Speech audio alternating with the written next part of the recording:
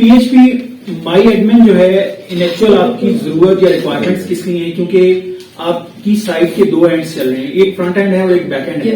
ठीक है, front end पे जो जितनी भी इंफॉर्मेशन आप खुद पुटअप करते हो या आपका यूजर कोई भी साइट पर आगे पुटअप करता है, उसको डेफिनेटली कहीं ना कहीं स्टोरेज चाहिए होती है। ठीक है, और वो बैकएंड पर आपके पास जो है वो एज अ डेटाबेस के तौर पर तमाम इंफॉर्मेशन जो है वो स्टोर हो रही होती है। इवन देन अगर आप अपने लैपटॉप के ऊपर भी कोई काम कर रहे हो तो सिंपल आप जब उसको सेव करते हो तो वो कहीं ना कहीं बैकएंड पर आपके पास स्टोर हो रहा होता है। ठीक है, तो इसी तरह हम सर्वर्स के ऊपर जब काम करते हैं तो यहां पर भी ऑनलाइन जो सर्वर्स हैं उसके अंदर तो ऑलरेडी ये सारी चीजें कॉन्फ़िगर्ड होती हैं, आपको कुछ करने की जरूरत नहीं होती। वहां पर जस्ट आप इंस्टॉल करते हो तो वो ऑटोमेशन एक प्रोसेस है पूरा, वो ऑटोमेटिकली डेटाबेस के पासवर्ड, यूजर नेम सब कुछ जनरेट करके दे देता है। लेकिन जब आप लोकल पे करते हो तो हम यहाँ पर थोड़ा सा हमें इन चीजों को खुद से देखना है। ठीक है, उसमें होता क्या है कि जब आप या इस प्रोसेस तक पहुंच जाओगे जहां पर अभी मैंने आपको बताया कि आपने वर्डप्रेस को कॉपी कर लिया और कॉपी करने के बाद आपने उसको ज़ैम के फोल्डर के अंदर जाके एचटी डॉक्स के अंदर पेस्ट कर दिया। देन हमने क्या करना है, हमने क्रोम ब्राउजर के अंदर, गूगल के अंदर नहीं लिखना। ठीक है, क्रोम ब्राउजर के अंदर आपने लिखना है, जहां पर आप मेन टाइप करते हो ना, एड्रेस देते हो किसी भी साइट का, वहां पर आपने लिखना है, ठीक है, लोकल होस्ट स्लैश PHP माई एडमिन। ठीक है, ये सर्विस है। इन एक्चुअल ये पैकेज इंस्टॉल हो जाता है जब आपने ज़ैम इंस्टॉल किया तो आपने 3 सर्विसेज रन किए हैं ना, PHP MySQL, FileZilla and the third one, तीसरी कौन सी है? ये अपैची, जो आपका सर्वर है बेसिकली, जो इन सर्विसेज को रन करवा रहा है। ठीक है, तो ये 3 सर्विसेज मर्क्यूरी की जरूरत नहीं है, वो भी सर्वर ही है, टॉमकैट भी सर्वर है। ठीक है, लोकल सर्वर है, इनकी हमें जरूरत नहीं, हम सिर्फ अपाची पे चला रहे हैं।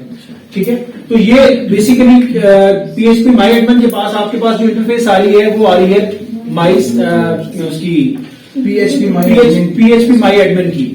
ठीक है, और यहां पर जाकर अब आपने 2 चीजें करनी है। फर्स्ट ऑफ ऑल आपने क्रिएट करना है डेटाबेस। अच्छा, अब एक बात इधर मेरी आप सुन लो पहले, फिर बाद में डिस्कशन करते रहे। इस प्रोसेस को बहुत ध्यान से देख भी लीजिएगा और सुन भी लीजिएगा। अगर इसमें कोई भी चीज मिसिंग होगी तो आपका डेटाबेस प्रॉपरली वर्कआउट नहीं करेगा। एग्जैक्ट मैं जो चीज बताऊंगा इसको इसी तरह as it is follow up करेंगे तो आपका जो कॉन्फ़िगरेशन प्रोसेस है वो हो जाएगा। ठीक है, 2 चीजें हम क्रिएट करते हैं। फर्स्ट ऑफ ऑल हम करते हैं WP डेटाबेस जो है। ठीक है, ये बेसिकली सबसे पहले मेन डेटाबेस का नाम आपने रखना है। अच्छा, दूसरी बात जो सबसे ज्यादा जरूरी वो ये कि आपने इन क्रेडेंशियल्स को अपने पास नोट डाउन भी रखना है, क्योंकि जब आपकी वर्डप्रेस की इंस्टॉलेशन सर्वर के ऊपर हो रही होगी तो वो आपसे ये चीजें रिक्वायर करेगा कि यूजर नेम बताएं और जो आपका डेटाबेस है उसका यूजर बताएं और उसका पासवर्ड भी बताएं। ये 3 चीजें वो आपसे पूछेगा। तो ये नहीं है कि आपने यहां पर फेक एंट्रीज मारी जल्दी जल्दी में और आपको जी मैंने काम हो गया, तो काम हो तो जाएगा, लेकिन जब फ्यूचर में वो आपसे रिकॉल करेगा तो आपको एग्जैक्ट ये सेम देना पड़ेगा, वरना अदर में आपस में वो कम्युनिकेट नहीं कर पाएंगे। आपका फ्रंट एंड और बैक एंड दोनों की कम्युनिकेशन उस सूरत में होगी जब आप यूजर नेम और पासवर्ड आप वहां पर दोगे एक्चुअल जो आपने रखे हैं। बात समझ आ रही मेरी? ठीक है, तो आपने डेटाबेस कोई भी नाम रख दिया ABC। ठीक है, मैं मिसाल दे रहा हूं, यही ना रख देना, ये देगा नहीं। ठीक है, उसके बाद आपने करना है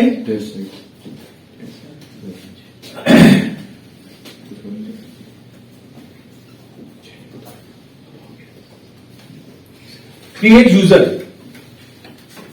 ठीक है, क्रिएट यूजर देखो उसमें आ रहा है।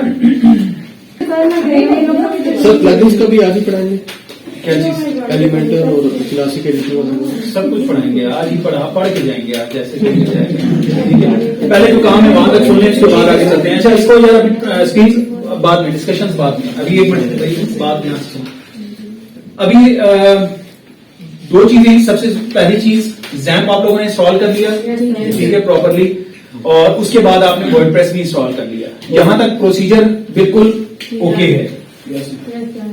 ज़ैम्प भी ओके हो गया आपका और आपके पास वर्डप्रेस जो है वो भी ओके हो गया। अच्छा, अब एक चीज का जो ध्यान करना है वो ये कि htdocs में जो आप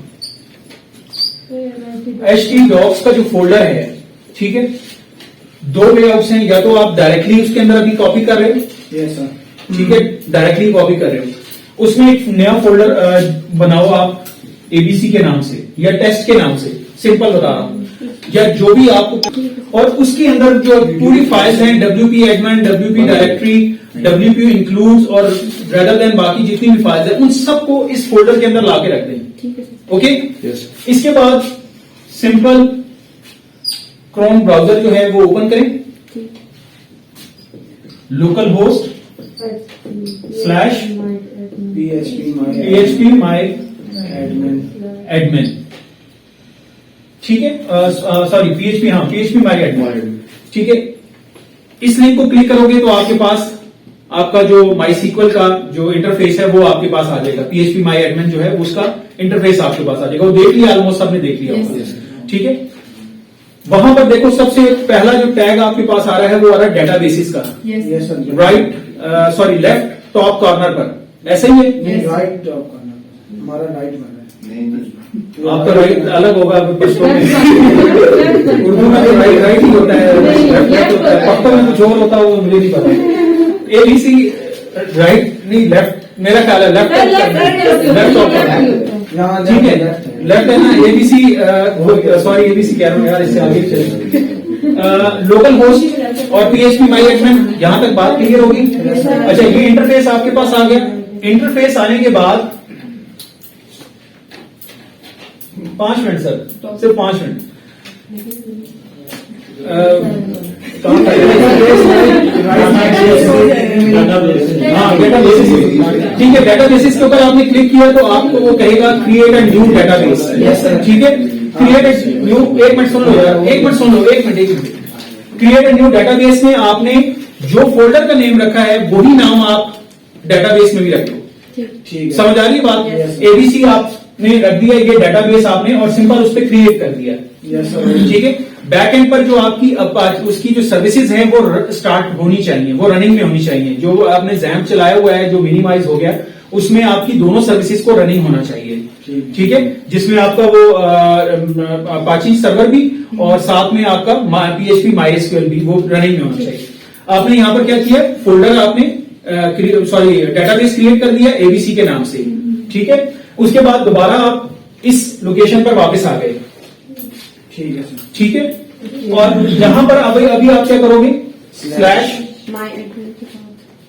आगे जनाब उसामा साहब।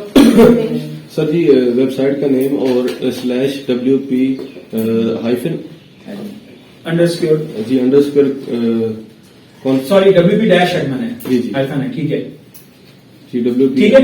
अब दोबारा अब दूसरे ब्राउजर के अंदर या उसी ब्राउजर के अंदर रहते हुए आपने करना है local host, website name, website name आपने क्या रखा था, ABC, जो भी आपने नाम रखा, वो फोल्डर जिसके अंदर आपने वर्डप्रेस की साइट्स को कॉपी किया है, बेसिकली वही आपका साइट नेम है, अंडरस्टैंड, ठीक है। आपने सिंपल यहां पर क्या किया है, इसको खत्म करें दूसरी दफा में, और यहां पर करें local host slash ABC slash WP dash admin, as it is process है, बिल्कुल एज इट इज प्रोसेस, किसी किस्म की कोई इसमें दो राय नहीं है। WP एडमिन करोगे तो आपके पास इंस्टॉलर स्क्रिप्ट आपके पास आ जाएगा। Sir not found. आप क्या करें वहां पे, आपने डायरेक्टरी नेम क्या रखा है, अदीला 1 2 3 फाइल उसके अंदर कॉपी की नहीं, मेन डेटाबेस में ये नाम रखा है। नहीं, डेटाबेस में नहीं, मैं फाइल्स का कह रहा हूँ कि फाइल्स आपने कहाँ कॉपी की, हम लोग फाइल्स कॉपी के जो वहां से जो फोल्डर आपने डायरेक्ट उसी को लोकेशन ही मिलेगी ना, लोकेशन ही मिलेगी नाम नहीं उसको। रखा। आपने जो वर्डप्रेस का फोल्डर जो सारा कंटेंट है वो इस फोल्डर के अंदर रख दिया ना, ओके सर। तो ये साइट नेम बन गया आपका, ठीक है। Local host slash ABC slash WP dash admin, जैसे ही करोगे तो वो आपको एक नई स्क्रीन दे देगा, जहां पर वो फिर आपसे क्रेडेंशियल्स पूछना शुरू कर देगा, ठीक है।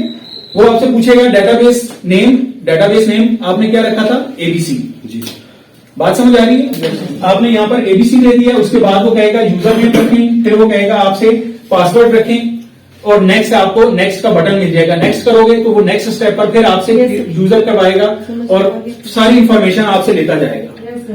एट द एंड वो आपको फिनिश का या कॉन्ग्रेचुलेशन का मैसेज देगा, एंड दैट्स इट। खत्म हो गया? समझ आ गई यहाँ तक?